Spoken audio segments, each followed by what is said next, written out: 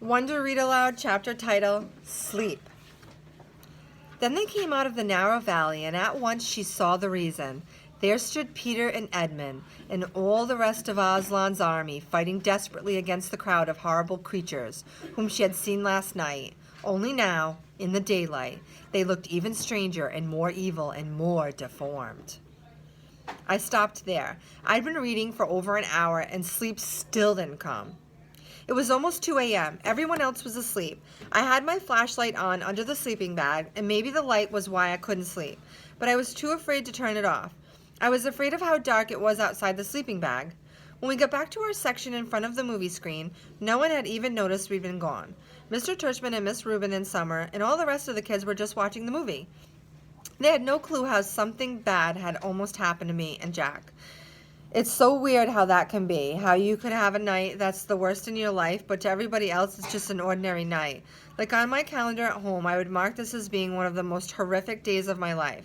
This and the day Daisy died. But for the rest of the world, this was just an ordinary day. Or maybe it was even a good day. Maybe somebody won the lottery today.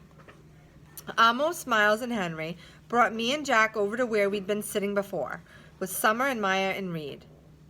And they went and sat where they had been sitting before, one with Zamina and Savannah in their group. In a way, everything was exactly as we had left it before we went looking for the toilets. The sky was the same, the movie was the same, everyone's faces were the same, mine was the same. But something was different. Something had changed. I could see Amos and Miles and Henry telling their group what had just happened. I knew they were talking about it because they kept looking over at me while they were talking. Even though the movie was still playing, people were whispering about it in the dark. News like that spreads fast. It was what everyone was talking about on the bus ride back to the cabins. All the girls, even girls I didn't know very well, were asking me if I was okay. The boys were all talking about getting revenge on the group of 7th grade jerks, trying to figure out what school they were from. I wasn't planning on telling the teachers about any of what had happened. But they found out anyway. Maybe it was the torn sweatshirt and the bloody elbow, or maybe it's just that teachers hear everything. When we got back to the camp, Mr. Tushman took me to the first aid office, and while I was getting my elbow cleaned and bandaged up by the camp nurse, Mr. Tushman and the camp director were in the next room talking with Amos and Jack and Henry and Miles, trying to get a description of the troublemakers.